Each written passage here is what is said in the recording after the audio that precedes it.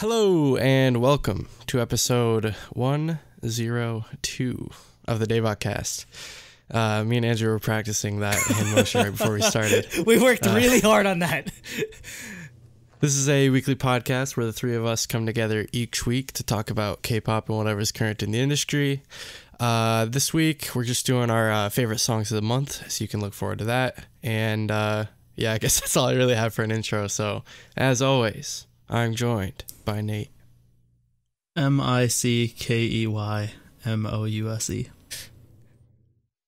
Key Mouse Clubhouse. No, I'm kidding.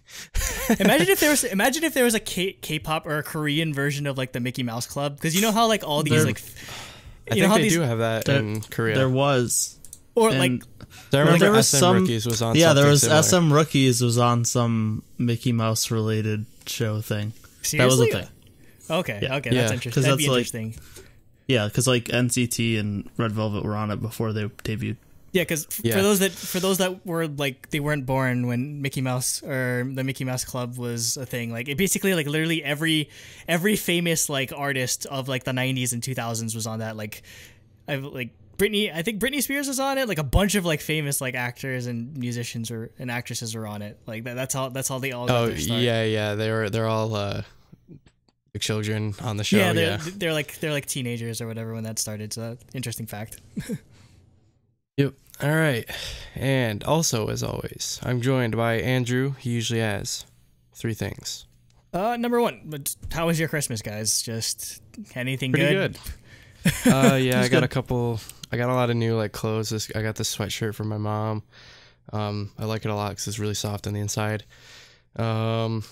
My friend sent me this really cool fountain pen, and you can see like the ink inside of it, which I think is really cool. What is it with you and fountain pens? Like They're always really nice, dude. Try one seriously. As a designer, you will like it. The thing is though, like I'm very heavy with it, so I'm afraid that since it's like it's basically like a needle, like the tip of it. Like I'm always afraid I'm just gonna like go right through the paper whenever if I use a fountain pen. No, because I write hard enough that like I will literally like puncture paper when I'm writing with a pencil. So like I'm fine with it. All pressing down hard does is it just releases more ink, so you have like thicker lines. So it's just messy. Yeah, like it's pressure sensitive, I guess. So yeah. And it was funny. My friend when he sent it to me, and he was like, he put inside of the package, he was like, "You thought this would be a fountain pen, but it was me, EXO," because it's called the Twisby EXO. It was pretty funny. The whole thing was like wrapped like 10 billion times. Like he sent it in the mail and I wasn't even expecting it. And it had like 10 billion jokes or references in the inside. Anyways, yeah, Christmas was good. I've been playing Spider-Man and Red Dead Redemption nonstop. They're both fantastic. I like it a lot. Working on 100%ing Spider-Man. We'll get there. Oh Lord, I have no patience for that. I'm at 85% right now. Oh Lord, just those challenges get repetitive. Nate, how about you? Oh, it was good. It was nice not having work for so long. I'm not looking forward to going back. You had off for like 2 weeks, right? Or like a week? Yeah, almost. like 2.5. Damn, I wish I missed that. In college, basically, I'd be off from like the 14th or like the middle of December till the end of January, basically. So I was like winter break this time of year. I was just so used to just being like doing nothing for like a good month. Yeah. Number two, I just wanted to, or these 2 and 3 are kind of related. It's basically just Gayo Deja, or the song festival for KBS was incredible. The only one, the ones I want to highlight were the special stages. So we had Yeri, K, G, Auden, Dubu, and Yuki doing "Kiss You" by Girls' Generation. Like, most of them fit in, and then. I think almost all of them fit in pretty much. Yuki, I don't know, because Yuki's always the cool one in G Idol, so it's funny seeing her in like a really girly song like this. But that was an awesome. I mean, stage. even Soyeon is a little weird. Yeah. She's very edgy as well. Yeah, and then there was Joy, Miju, Sowon, Jiho, and Jui and Yeonwoo did "Hush" by Miss A, which is that just the thing now? Basically, if girl groups want to do like, or they want female idols to do like, okay, we want to do a cover of a edgy throwback. It's just basically going to be Miss A from now. That's how Miss A's legacy lives on, basically. Yeah, basically. In the Discord, we're doing like a song rating thing for second gen idol groups, and for Miss A, like I didn't realize they were only around for like 5 years. Yeah, Miss A, yeah. Like if you go from like flash in the pan between the dates where they actually released music, it was only 2010 to 2015, and bam, they're done. It's like, come on, JYP. I guess it's more of Gia left, but still. Yeah. And I mean, there BoA was and the Suzy got. Yeah, Suzy like took over the group. Yeah. Oh, okay. And then speaking of JYP, the JYP one was awesome because you had Day 6 doing choreography, which is incredible. So that was fun. And on by the same token, on New Year's Eve, we were all everyone in Discord. By the way, everyone joined Discord. Mucho lit. We were all watching this the live stream of like a Japanese like New Year's Eve like performance sort of thing, because IZ*ONE was debuting a new song, like their new Japanese song. So like we were waiting, and oh my god, the lineup was incredible. So you had Twice, AKB48, HKT48, E-Girls, Nogizaka 46, Keyakizaka 46. IZ*ONE did the brand new never before heard song. We'll cover that later in the month whenever the music video comes out. You had Morning Musume, who already freaking changed their name. They change their name every year. So last year it was Morning Musume 18, so now it's Morning Musume 19. They're just gonna keep going every time. Do they have like a graduation system as well? Yeah, but no, it's just the. I think it's pretty much the same as far as I know. Like they really haven't had a big reboot until like a couple of years ago. But it's just funny. Well, I was just wondering because like when Super Junior debuted, for example, they're called Super Junior 05 because it's for the lineup for 2005. Yeah. Because they were gonna have they were gonna change Super Junior, or like they were going to, but then Super Junior was supposed to have a graduation concept. Yeah. Yeah, and then SM's like, fuck that, they're really popular as it is. Well, no, their fans freaked out when they tried to add people. Yeah, that's right. So, and they were like, nope. Morning Musume, Sekai no Owari, who did the song with Epic High. You had a bunch of like Exile, like spin-off groups. Kyeri Pamu Pamu did a new song. You had Lisa do the opening of the new Sword Art Online of course she did. anime. You had freaking Love Live. You had Aqua, like the live action like group, or basically the voice actresses from Love Live do actual like choreography and everything. It was insane. You had they performed like the opening to Code Geass, and they did one of the Naruto OPs. Like it ran the gamut of like everyone. It's really cool just to see like all the different. It wasn't just K-pop. It wasn't just J-pop or whatever. It's just like a lot of like all different types of music. So that was a really cool experience. I'm probably gonna watch it from now on, regardless of whether like IZ*ONE shows up or whatever. So yeah, really cool. Just like end of the year stuff. Wait, that was it? That's the third thing? Yep, that was the third thing. Whoa. I guess I wasn't keeping track this time. All right, so I guess with that, without further ado, we can get into the releases list. I'm assuming I'll read the first part. Yep. All right, let's do this. All right, so favorite releases of the month. Coming up first, we have A-yeon. Before we get to that, just to like go over the one review from this month that we ended up doing prior to this that we won't go over is we did Day 6 Remember Us Youth Part 2, which was the last episode with Umu. So that's the only past review. Definitely.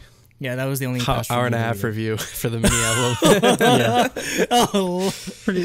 No, it was a full album. That's why. I mean, it may as well have been a full album, to be honest. Basically, it should be called one. I think it was eight tracks, right? Yeah, that's basically a full album. I mean that's a lot of songs. It's almost there.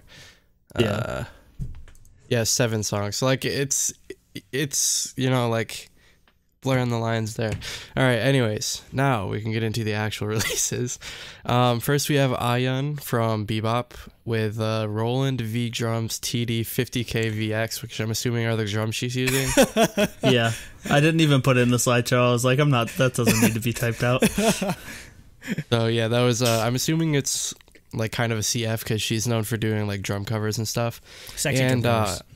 Yeah, basically.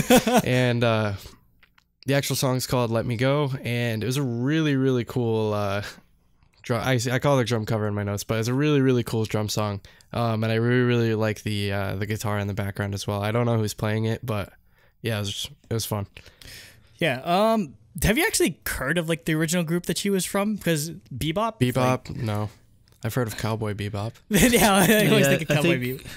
I think it's one of those. It's like Switch Leisha groups. Oh, that explains things. Okay, but I mean, she's just really good at drumming, or just got way more famous drumming. And she's awesome. She kills it, and she's freaking. She does like double bass, and like she does like everything. She's barefoot like the entire time. Like I don't know how. That's weird though. Drumming barefoot. Okay, so it's a Leisha Switch type group, except they play rock music. Oh, like it's a band. How does that work? I looked up Bebop K-pop and a video shows up that says all girl Korean band Bebop, sexy and smoking bassist singer G. It's a clickbait group. Yeah, pretty much. Oh, so that explains why she just happens to be really good at drums. Or I mean, they seem pretty decent though, so I wouldn't really. Which is weird because I might directly akin to them. I mean, I could have been wrong. I could be wrong. But no, it was weird because the first song. I mean, it seems like the main appeal is that all the members are really hot. So. Yeah, but no, it was weird because remember we covered her before, and the song she did like had no like rock instrument. It was weird why she went away from that. If this is her bread and butter, but I mean, yeah, this is excellent. I mean, I don't know what it's for. I mean, maybe just a CF or whatever, but it was dope. All right. Coming up next, we have Ben, who I'm mostly familiar with her because she did a cover of Eyes Nose Lips that I really liked. I think it was like 2014. I don't remember what year that came out, but yeah, she has the song 180, which is a ballad, but it's a really, really good ballad. Her vocal performance was fantastic on this song. Oh yeah, I have no problem with Ben ballads just because, like, one of the things, like the common like recurring things is like I keep seeing like she's super she has one of the most unique voices in K-pop. Like, I can't really think of anyone. I can't really think of anyone that sort of sounds like her. So that definitely works into her advantage. And I just love whatever genre she decides to do. So yeah, this song is beautiful. Yep. Yeah, I definitely agree with that. Her voice is super unique and I feel like distinct. Like you listen to one of her songs, you can definitely tell it's her as long as you're familiar with her voice.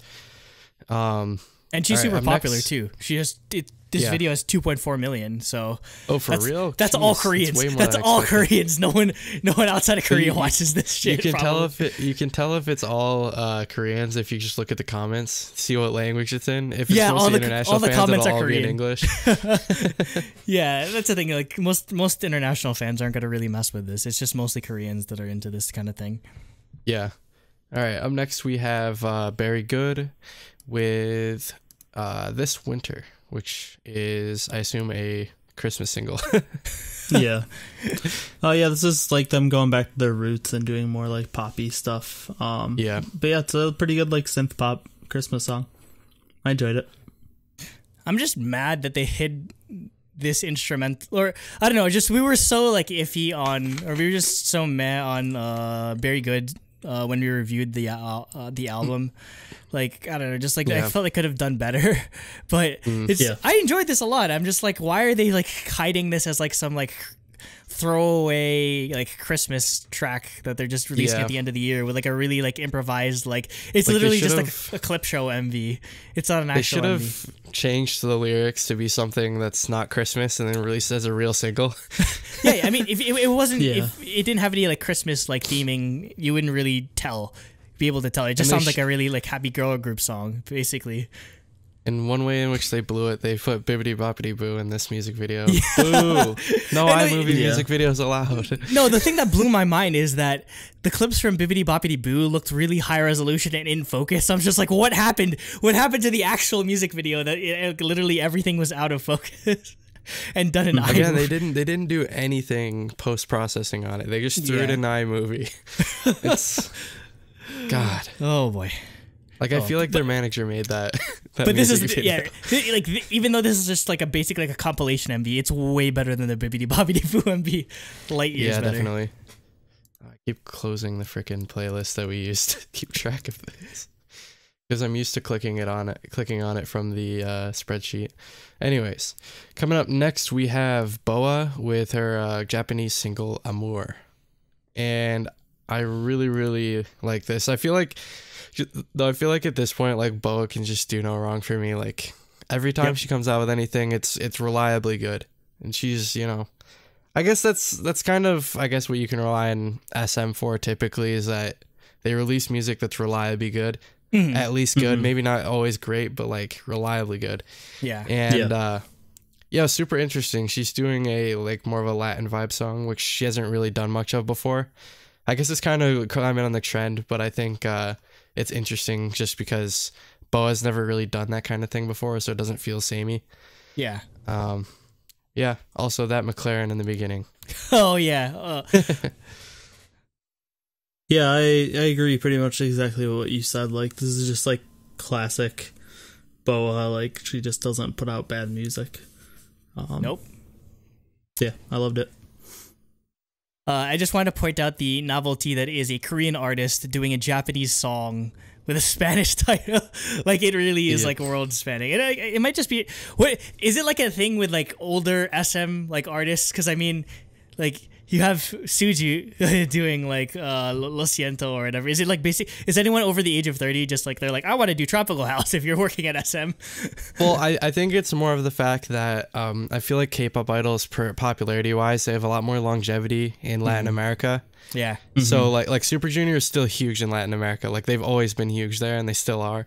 So I feel like from a money making perspective, like, just pander to them as much as possible. Pander all you can.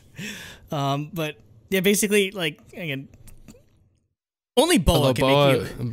BoA's huge in Japan, so yeah, it makes sense for this to be a Japanese single for sure. Only BoA can make me like a tropical house song. Like, this is probably like one of my favorite tropical house songs I've heard all year, which isn't saying me too, much, actually. Which isn't saying much because I really don't like all too many, but like it's excellent. The choreography is amazing. I'm always impressed with her pronunciation. It's kind of got the same vibe that like New Rules by Dua Lipa has going for it. So like I can see where the influences she's pulling from. BoA looks amazing even though she's like 32. Like, I don't care. Like, yeah, just the only thing is, like, the thing that makes me sad is that like how the Japanese music structure works is that this is the only single that we'll get for a while, and then we'll randomly get another single, and then like 3 years later we'll get like it all like how 3 years later it'll show up in an album. Yeah. So basically, like, this is it for now, which makes me really sad because I want to hear more of this like new. But I basically want to hear like what BoA's like new style, if she brings like the style that she did on like Woman to Japan. I want to hear that like in Japanese music. Yeah, luckily BoA, like SNSD, is big enough in Japan that they don't just throw like throwaway songs in there. It's always really, really good. So I always look forward to it. Coming up next, we have EXO with their repackage for Don't Mess Up My Tempo, with the title track now being Love Shot. Okay. Where do we start with EXO? Oh boy. Okay. Well, first off, first thing I noticed is I don't think anyone has a mullet in this, so that's a surprising development. There's usually, like, Cooper coined the term of somebody usually has a mullet per comeback. So, I guess it's just like a half comeback, I guess. But it's definitely a different style to what they did with Tempo. Just, I guess, a lot slower in that sort of field. Despite it being kind of like a repetitive chorus, like usually I really gets like the na like that sort of thing. It kind of gets repetitive, but where they make up for that is that the choreography during that part is really eye-catching and interesting. So that's definitely that's a conscious decision so that you could focus more on the choreography than the actual lyrics. So I still enjoy it for that part. And now everyone's just making a joke that, oh my God, Kai hit Jenny with that love shot. We'll address that later when we have time. But I did enjoy it. Despite it being, like, I guess, of a different direction than the rest of the album. Yep. Yeah, this so this one I like it, but I think it's still a grower. Like tempo grew on me, so now I'm it has not to grow as on bad you. on it. But like this song, I just find it. I think it's too simple and repetitive for me at the moment. So I'll have to listen more times. All right, coming up next we have ID with her song Caffeine, and I keep saying this every time we cover her, but I need to check out the rest of her stuff. Like before Rob kills us. yeah, well, like for real, I've been meaning to, because every time I see something from her, I really like it. So yeah, this is definitely no exception. It's kind of hard to explain. It's like pretty, I guess almost retro, but not really. And they were definitely going for that style. Like it's still modern, but it's got like the retro, I guess like 80s inspiration. The Mercedes that they're driving around in is really cool. I really like that in the music video. Her voice is super like nice and soft and clean in this song as well. So like, yeah, I just need to check out the rest of her music, I think, and so I can become more familiar with her style. Yeah, I really liked this like retro style song. And so I just definitely like dug this song in particular. And yeah, like you, I haven't gone and listened to our other stuff other than what we've covered, but I definitely want to. I just want to point out the hashtags on the music video are hashtag retro, hashtag synthpop, hashtag David Bowie. David Bowie. All right, so there's your inspirations. Right there's your answer, I guess. I think it's cool that there's like a bunch of like female solo artists like ID, Sunmi, Yubin, just like bringing back like the synth pop sort of thing. So maybe that's the trend, I guess. So yep, love her voice. Again, love how versatile she is when it comes to like she can do a ballad, she can do like just like this really like nice like upbeat sort of music, and she can do like this really chill synth pop style of music. So, yeah, her voice still fits all of that, which is something we've mentioned before. Yeah, I like that she's able to tackle these different styles each time we hear her. So yeah. Good stuff as always. Yeah, like the music video also is very pretty, I guess. I like a lot of the shots, the colors, and everything looks really nice. And it also like fits the vibe of it being like a 80s, like, well, not like the genre, but like it's like a night driving song. Yep, it's definitely the feel that I get from it. Caffeine, where you need caffeine. If you have to stay up late. All right. Next up, we have Kaho from PLT with Preparation for a Journey. We last covered, well, Gaho's obviously in PLT, so we've covered him with the Planetarium Records music, but last one I remember us covering was that amazing ballad he did. Oh God, I forget what it was called. I forget what it's called. Anyway, but yeah, just his falsetto is insane, and his vocals are insane, and it's funny to see him like I think that's the coolest part of PLT is that they're all different artists on their own, but then when they collaborate together, it's like a really like different sort of thing. So yeah, you get a good variety when it comes to PLT. The song is called "Stay Here." Yeah, like the incredibly high like notes. Again, that's just continuing on here. Like his range is incredible, and just the emotion he's able to pour out in his vocals is just insane. So yeah, he's definitely one of my favorites in PLT. All right, up next we have GOT7 with their repackaged full album. It's called Present You, and it's like the And Me edition, so it's like You and Me. And the title track is Miracle. So yeah, it's a Christmas song, and GOT7 are all ghosts or something. I don't know, but it was enjoyable. I'm a fan of Christmas music, obviously, so I enjoyed it. I enjoyed the rap line, like just singing all out, so that's pretty cool. A little change of pace when it comes to GOT7's style of music, so it was enjoyable. Yep. All right, up next we have Heize with their digital single First Sight, and I really like this. It's more like reminiscent of like her early stuff, like on the Angelai mini album. And right off the bat, like one of the things I really loved was, I think this is probably her best music video, like just like shot for shot kind of thing. The transitions are really cool. Like there's one part where it like shows her in the red hood, and then it sort of like pans from her hood into like a curtain, which the guy like pierced through. So I thought that was really, really cool. But yeah, I think the main, like, I guess appeal to the video for me is the transitions. They're really, really cool. Yeah, it's really nice cinematography. CG with like the planets and stuff like that. It was really cool. Anyways, the actual song, her voice is really nice and soft as always. And again, I think just like the ID song, like this is really good for like night driving kind of thing. So that's just Heize in general. Yeah, yeah, pretty much. So yeah, I can definitely vibe with this thing. Yeah, like you said, pretty much exactly. It's how I felt. It reminded me of her first album, and I really liked it a lot. And then I thought the MV was really cool as well.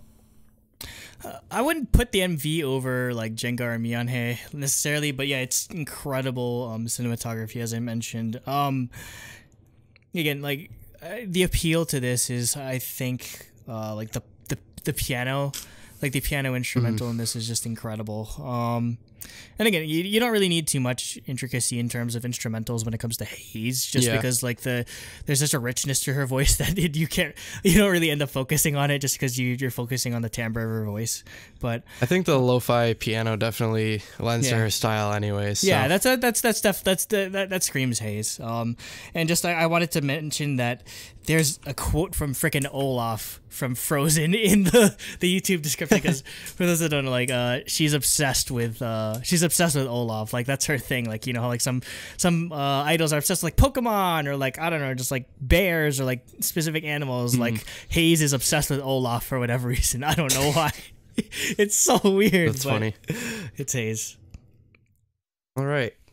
Up next, we have Hello Venus, Astro, and Wiki Mickey for the Fantagio FM 201.8 hertz special like thing that they do all the time. Is this the last one? I'm guessing it's probably gonna be 201.9. I don't know. If they keep doing it, it was their station thing. Anyways, this is the title track, which is called All I Want. Yeah, I thought I was really happy to see the special album. It's the title track, I guess. All I Want. Yeah. Yeah, it's a single. Yeah. But yeah, I was really happy seeing Hello Venus since they haven't done anything in a while. Since like early last year, I think. So early it's good to know that there's early 2017, because remember it's 2019. Yeah, last year 2017. And yeah, it was nice just to see all Fantagio's groups, considering the ridiculousness they've gone through this year. So yeah, I liked it a lot. Obviously, I'm a huge fan because of Wiki Miki, and I liked Hello Venus a long time ago, and Astro as well. So, yep, it's a nice song. Again, everyone we were just discussing in the Discord is like, is Hello Venus dead? And like they show up here, so that's nice. Hopefully they get a comeback sometime in 2019. So, yeah, good song. As of course you're gonna have rap lines just because Yoo-jung, and I don't know why not have rap lines in Christmas songs, but yeah, this was enjoyable. Yeah, so next up we have Haney, this song is for the OST of Pokemon the movie, which I think in English is called Power of Us or something like that. No, that's Korean, the first it's one. Called Everyone's Story. Is that the first one? Yeah, the first. Is this the second one called Everyone's Story in English? Yeah, something like that. I don't know. I'll look it up on Cerebi while we talk about it, but Cerebi. Dude, Cerebi is the site for Pokemon. Anyways, the song is called Don't Be Afraid, and yeah, it's for the OST of the new Pokemon movie. And I just wanted to talk about it because I thought it was really cool that they still get like their own like official OST songs for Pokemon stuff in Korea. Yeah, because Pokemon's huge there still. That's Pokemon's one of the only things that permeated them like through not the whole having world.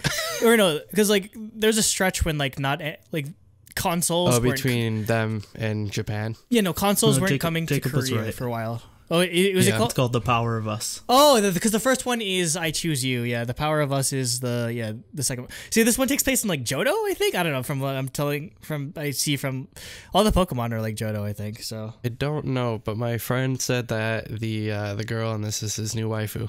oh, I wouldn't mind. I don't know who this is, but I mean, she definitely looks like waifu material, definitely.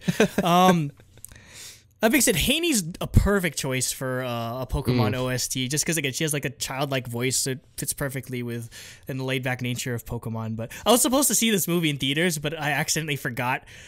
Like I bought the tickets and I accidentally forgot to go, so I'm kind of mad. I have to wait for like the Blu-ray to come out now, or I actually no, it's probably subbed or something on the internet or whatever. But Yeah. no, the first one was Japanese pretty version. good. The first one was pretty good though. I guess we could spoil it now. Like the Pikachu talking at the end was weird as hell. That was weird as hell. I don't know if anything like that's gonna happen. When yeah, Pikachu, I remember seeing clips of that, and I was like, "What the hell?" Wait, wasn't that the first one? Yeah, the first one, reboot movie. That is really weird. All right. Up next, we have High Tension with their digital single "Infectious," and I really like this. It's like super heavy, like electronica, and yeah, that's basically all I can really say. It's like super, super club, like, wow, get down to this. Yeah. Yeah, I just thought it was funny how edgy they tried to look. They're in like hip hop like Yeah. They look like outfits, fuckboys. but then they're doing like super upbeat EDM music with like really soft vocals. It almost reminds me of make any like, sense. if they were using a different synth, like an older type of synth, it would sound almost like Eurobeat to me. it really would sound like exactly. Yeah, I enjoyed the song more than I enjoyed the vocals. I don't know, just the vocals Yeah. I know a lot of like house, like the processed vocal, like bland sort of effect is kind of like the point, but I don't know. It just didn't do much for me on that front, but yeah. The instrumentals or the synths were really awesome. Yep. All right, up next we have Hyungdoniwa Daejuni. Hyungdon and Daejun. Yeah, with their song, this time it's called Secret Love Song, and they're like totally like parodying like the cheesy like 90s R&B like Like Boyz II Men love song. type shit. Yeah, like basically like they're just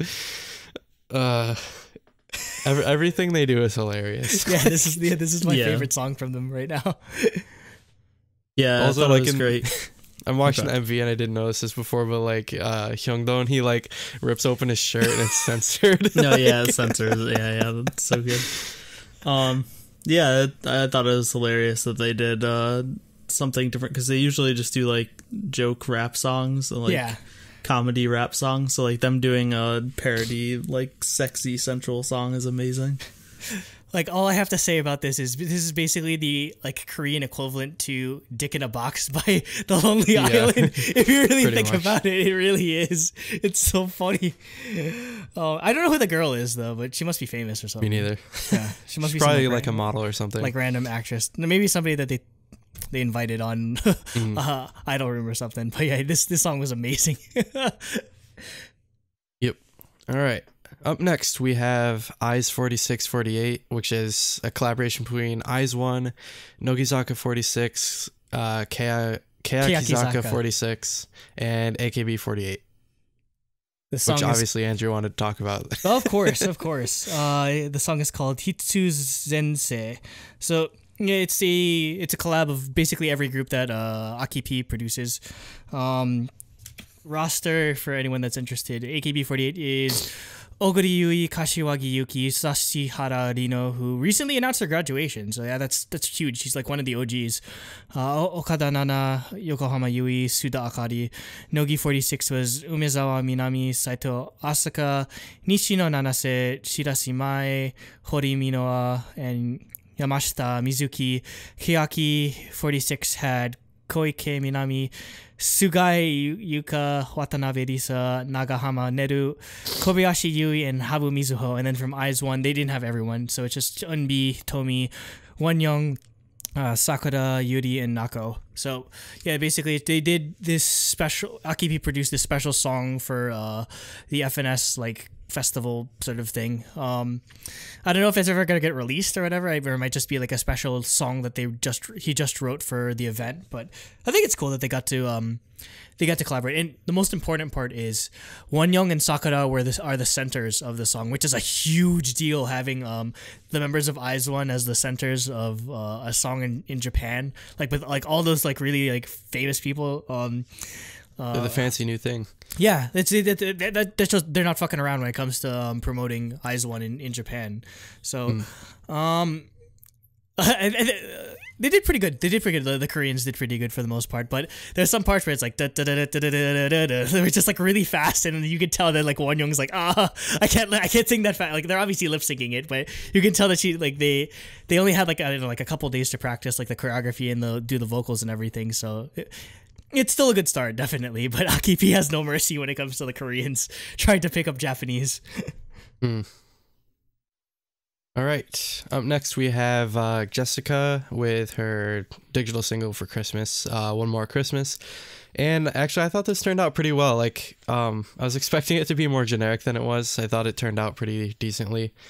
And I thought her voice fit the song decently as well. So, it was all right. I don't know. I just, in terms of the other like Christmas music, like that we got from like solo members of Soshi in particular, to like just compare directly to Taeyeon or like Taeyeon or like Tiffany or whatever. I don't know. It's very much Jessica, but it's very much, I don't know. It's all right. I think if anything, as always, I will continue to insist that her English, the English versions are always better than the Korean versions of her songs. 'Cause in almost all likelihood, she's writing her songs in English because that's her native language, if you really think about it. But yeah, it was all right. It was all right, and I mean, very fitting for the Ice Princess to do Christmas music. Yep. All right. Up next, we have Jinxiu with I Am Not. And I thought this was fantastic. This is really, really cool. Jinxiu is another one of those, like, I guess, like, singers that she has such a distinct voice. Yeah. And, like, pronunciation and stuff. That immediately when you hear it, you're like, oh, that's Jinxiu. So, yeah, the song was awesome. And the music video I thought was really, really cool. But I wish it wasn't such like low fidelity on certain shots where it's like blended together. It became like very low res for some reason. But other than that, I thought it was a really, really cool song and video. Yeah, just I was blown away by her voice. Just incredible. Yeah, when the chorus just kicks in, holy shit! Like, yep. Yeah, her voice is just dope, man. That was the huge appeal for me. Yep. All right. Up next, we have Key with his Japanese debut single album, Hologram. Yeah, I really like the chorus of the song a lot, and also I thought the beat was really cool too. So I was really, really surprised by this and enjoyed it a lot. Why doesn't this have like a music video or like a promotion or like anything behind it? Like because SM does not care. Yeah, I don't know. Like it's already out, so I don't know. It's so stupid because this song is awesome. It's freaking Key doing like New Jack Swing. Like I like this song way better than the stuff that he like the Korean like debut that he made like a month or two ago. Like it sounds so much more interesting, and like it utilizes his voice like way more. Because like the other songs are like really like EDM focused, which in reality like literally anyone can sing those. Like you're not really like going to like generic ass EDM songs to like look for intense vocals, but something like this was just it reminds me a lot more of Shiny in a way too as well, which is probably why I enjoyed it more. It definitely sounds like a Shiny song for sure. Yeah. So as I started to remember, like, oh, okay, I can connect these, and then I re-listened to Days Gone By, and I was like, okay, I'm familiar with these sounds, and it started to feel so natural to listen to. And on top of that, like, I turned off my musician brain. I was like, oh yeah, I can dig this. And as long as, I don't try and analyze and be like,